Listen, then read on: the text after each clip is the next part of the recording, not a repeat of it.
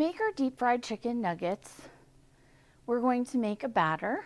And to make that batter, we'll need some flour, salt, milk, baking powder, cornstarch, oil, onion powder, and garlic powder, and egg. And of course, to make chicken nuggets, we'll need chicken.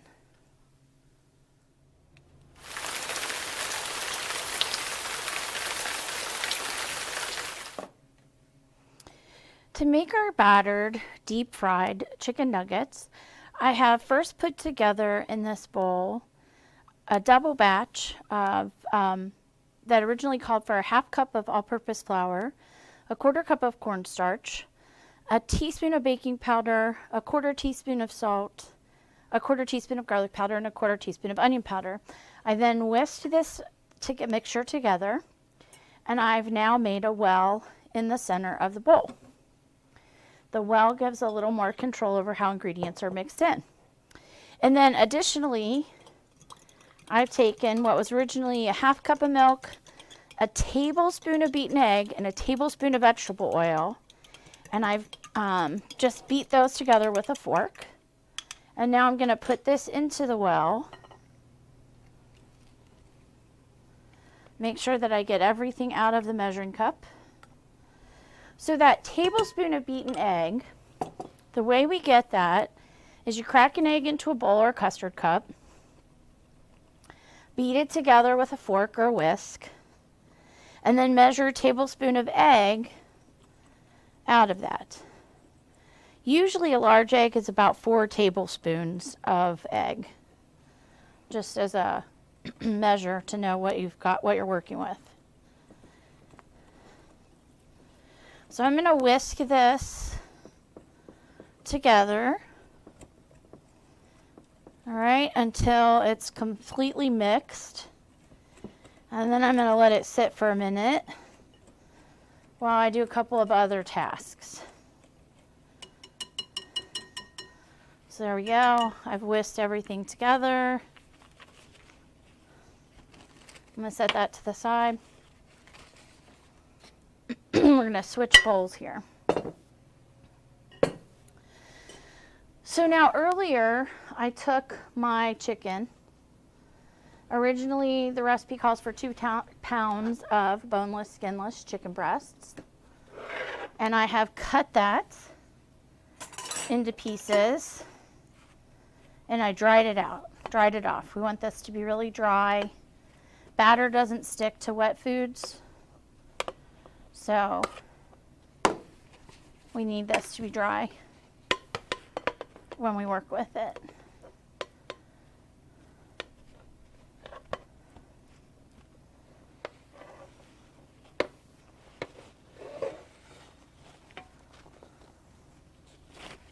And then instead of a paper towel lined plate to take my chicken when it comes out of the deep fryer, I have a casserole dish, and that way it'll keep it warm as I wait for the rest of the nuggets to come out. So now the recipe also calls for another quarter cup of flour to just go over the chicken. So we'll sprinkle that, and then we're going to use a couple of spoons just to kind of toss it. We want to get this all coated and separated.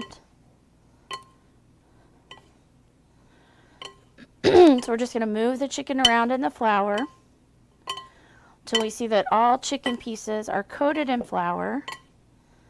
We won't really see a lot of flour left off of the chicken, but if we do, that's a little bit, that's okay.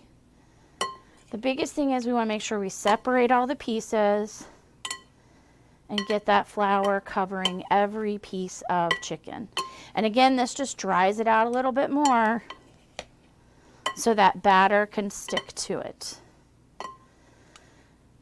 In the meantime, I have the oil in my deep fryer heating up to 365 degrees.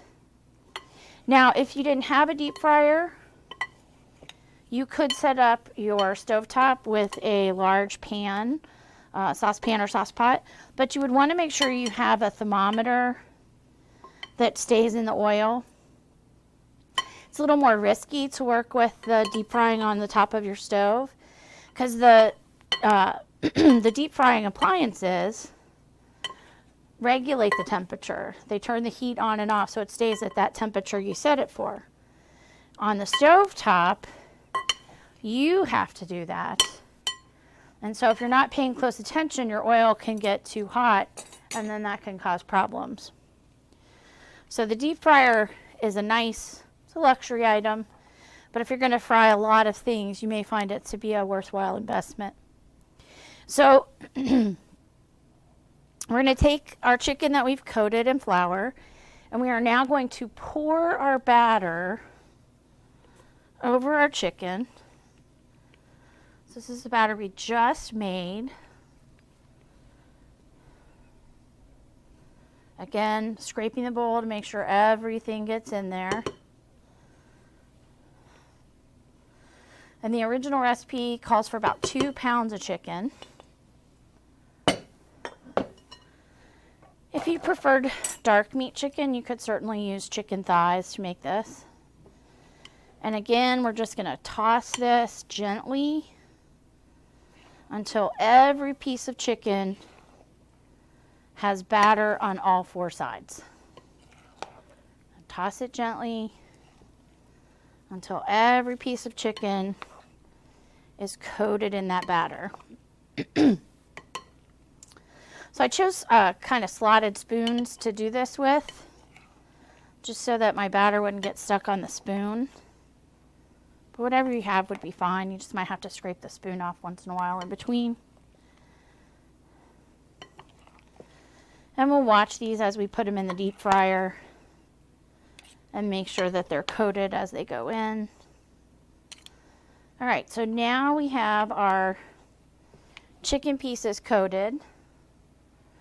Our oil has warmed up pretty well in the deep fryer, but we can test that with just 1 nugget at first.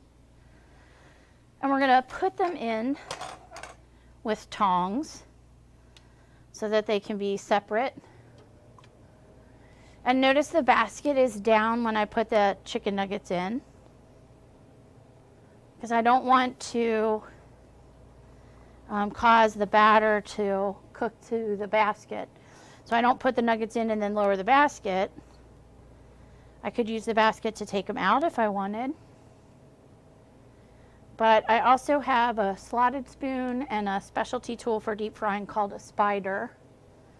So here's my slotted spoon and my spider. I can use those to take them out of the hot oil. I want to put in enough to really maximize the space. That really is important for the time it takes me to prepare this recipe. But I also don't want to crowd the fryer. If I crowd the fryer, if I overdo it, if I put too much in, a couple of problems happen. Number one, my chicken nuggets won't cook properly. And number two, it'll lower the temperature of the oil so much it'll be hard to recover. So I've got a fairly full basket full of chicken pieces. They need to cook for about 7 minutes or until they're golden all over. And then I'll take them out and I'll put them in the casserole dish with the paper towel lining so that it'll catch the extra grease that comes off the nuggets.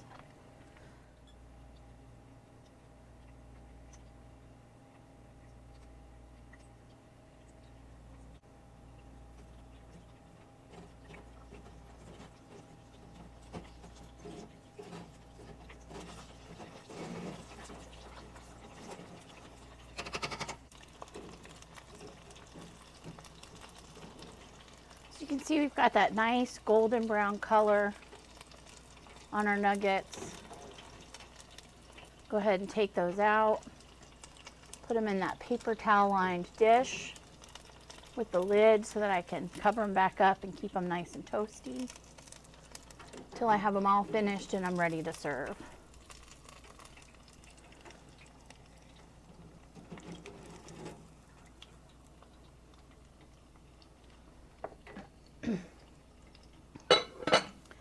So while I load up my next batch, let's talk about some important things regarding the deep fryer. The deep fryer itself has a minimum and a maximum line inside when you're adding the oil. It's really important that you pay attention to that, especially if you're going through frying. You might need to pause and check and see if you've used up, how much you've used up, if you need to add some more. But you don't want to over add it either. That's going to cause you problems as well.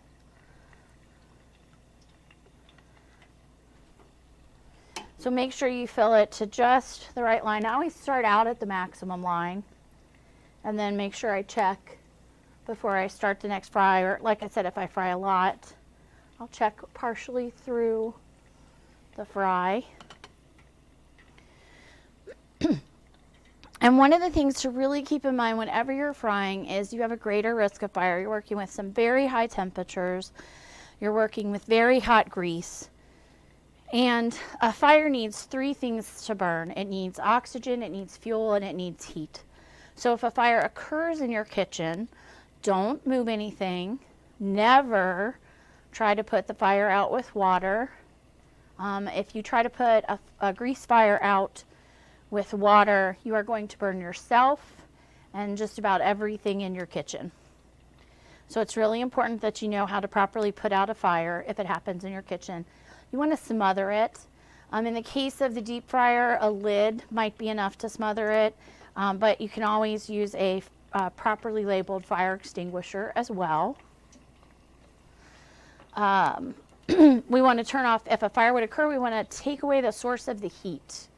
So we don't want to continue to heat the oil. So we would turn the deep fryer off or unplug it, or if its proximity to the fire, the plug or the switch are too close to the fire, you can always go to the circuit breaker and turn the electricity off to that outlet.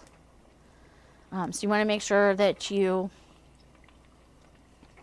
have great respect for working with deep frying foods in your kitchen.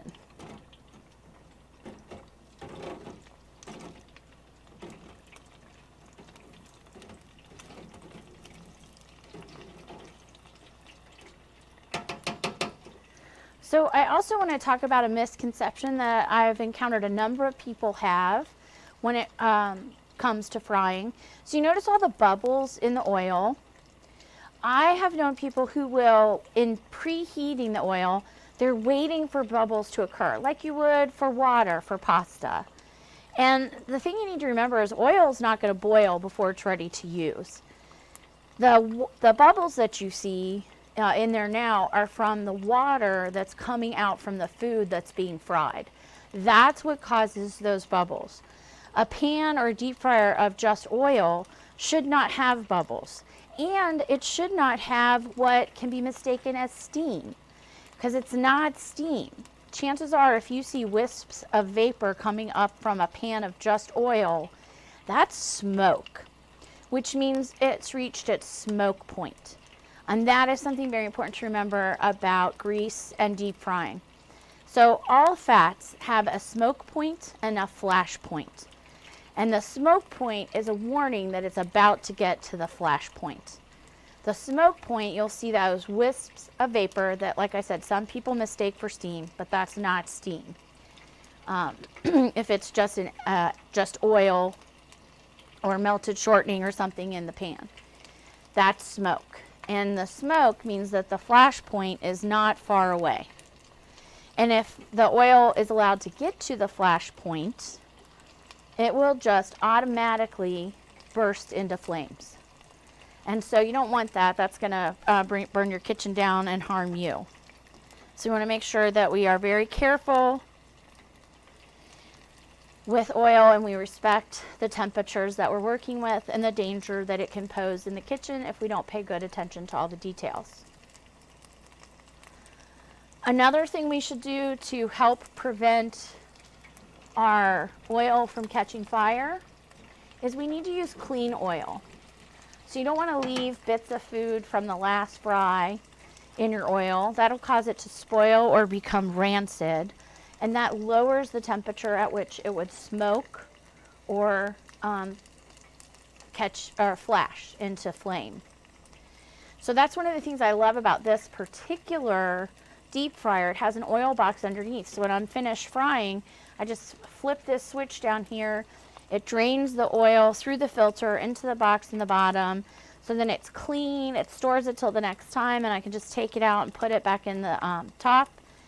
Flip the switch back. If you don't have a deep fryer that does that, or you're using a skillet, or excuse me, a saucepan on your stovetop, then you're going to want to filter it through some paper towels or coffee filter. Put that in a strainer, drain it through, get all those pieces of food out, and then you can even store it back in the oil bottle once it cools down. But you need to make sure that you clean your oil between frying so that it stays safer to work with. Now we're doing a batter on these chicken nuggets. But you could, if you didn't, most foods that go in the deep fryer get something on them before they go in. And if you didn't batter, most likely you would bread. So most foods that go in the deep fryer are either breaded or battered before they go in. And just to show you how that spider works, it's really like the slotted spoon. But it's a specialty tool, so not all homes are going to have them. But see, that lets you pick up more at a time. Notice how those bubbles are going away as I take the chicken out.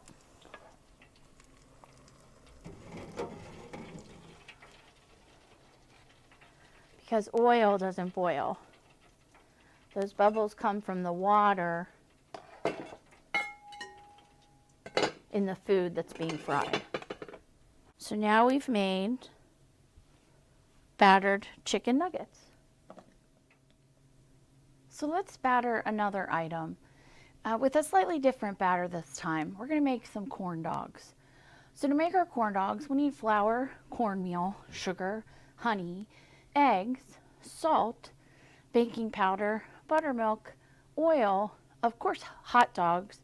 We have a nice jumbo dog that should put make a nice corn dog, and then we'll need some skewers to put those on. So I've already mixed the batter together: cornmeal, flour, a little sugar, some salt, buttermilk, eggs, some honey, and some good quality hot dogs. So let's get started.